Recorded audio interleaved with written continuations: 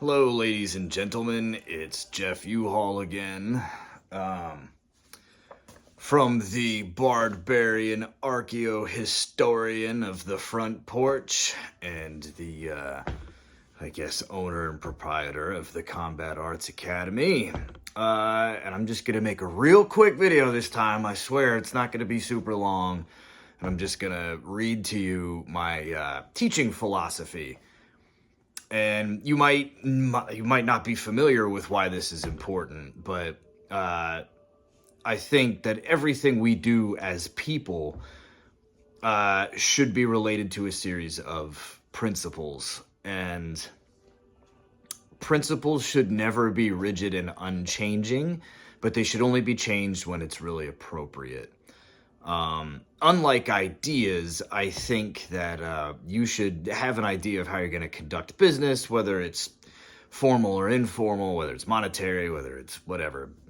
And one of the things that really, I think, has to be driven into the heads of people that want to teach things is they have to understand why they're teaching, what their primary objectives as teachers are, and kind of how they're going to shape the way that they provide information. So I'm going to read my teaching philosophy to you. It's real short. You could go about your day, but I think it is important to disclose these things so that you know why it is we're doing what we do. First, my teaching will be principle-based. I think everybody should have a series of objectives or a series of touchstones that they hold themselves accountable to when they're going through the process. Number two, my teaching will be geared towards promoting a philosophical level of understanding. And if you're familiar with Bloom's taxonomy, all that means is kind of at the bottom, you have the nominal level of understanding. Above that, you have the functional level of understanding. And then above that, you have the abstract philosophical level of understanding. And I'm always going to try to get people to have that abstract understanding, regardless of the limitations of the information or the limitations of the teacher or the limitations of the learner. I'm always going to strive to get to that point. Number three, I will always take the extra time and make the extra effort. This can be very hard sometimes, and I'm not pretending like it's not. And sometimes I catch myself failing when I'm working, particularly I work with people who have Parkinson's disease for a nonprofit. And sometimes it's very hard to try to get somebody to execute a fine motor task with precision and to get them to do it consistently. But that's why I felt like I needed to include it in my teaching philosophy. Number four, I will be the conduit of passion for knowledge. So I absolutely, at the root of my core, believe that the most important thing that anybody can have when they're teaching something is to have passion for it. Because if you really and truly have a passion for it, you are going to go out of your way to become an expert, gathering every piece of information and aggregating it as best as possible.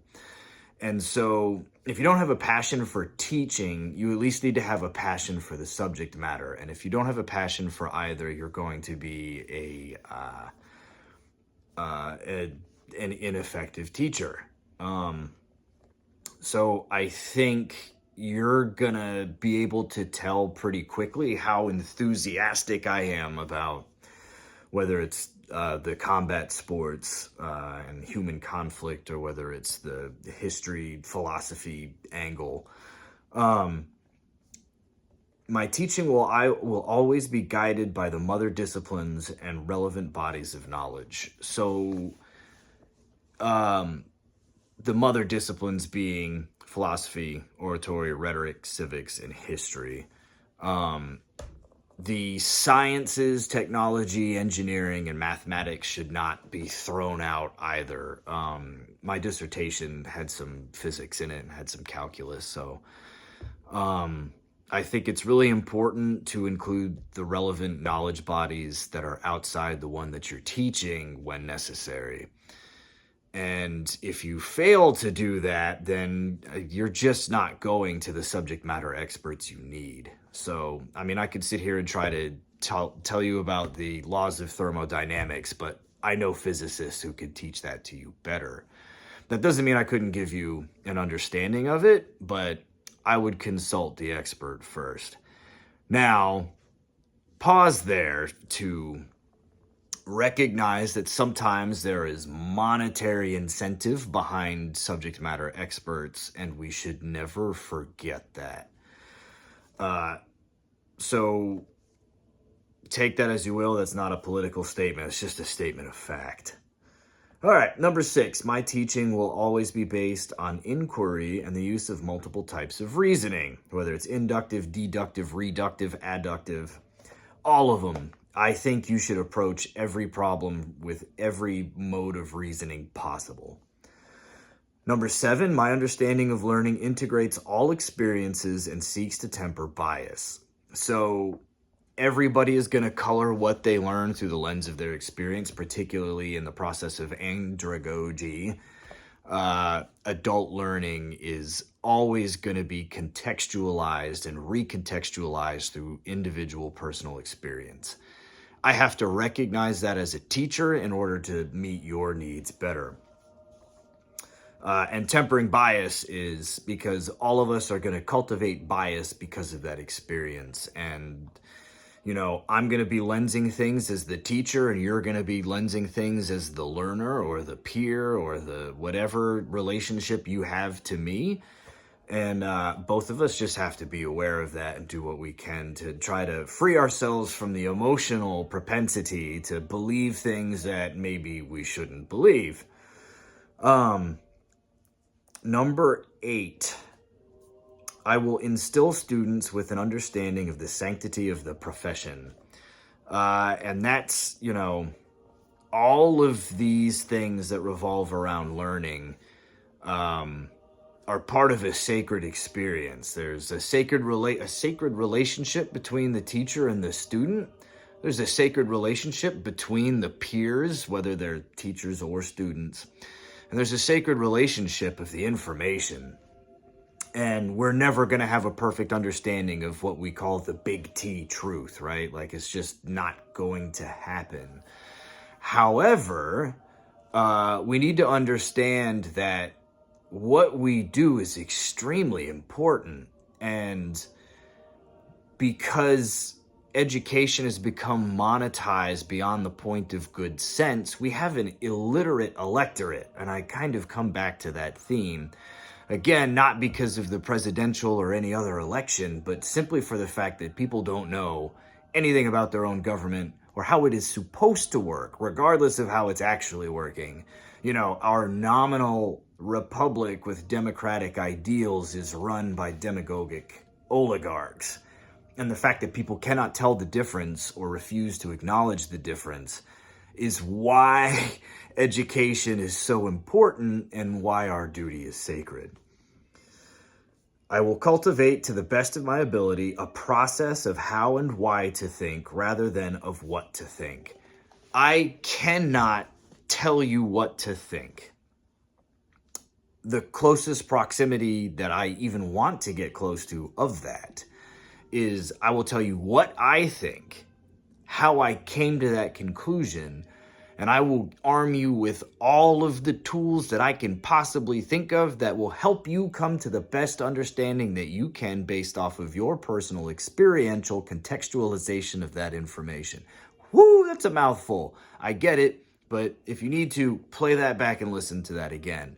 Because really, all I can do is give you all the tools possible to come to as good of a understanding that you can come to. And it doesn't have to be the same understanding I do. I don't even know if it should be the same understanding. You know, we can only get so close to on an epistemological or an ontic level, we can only get so close to truth.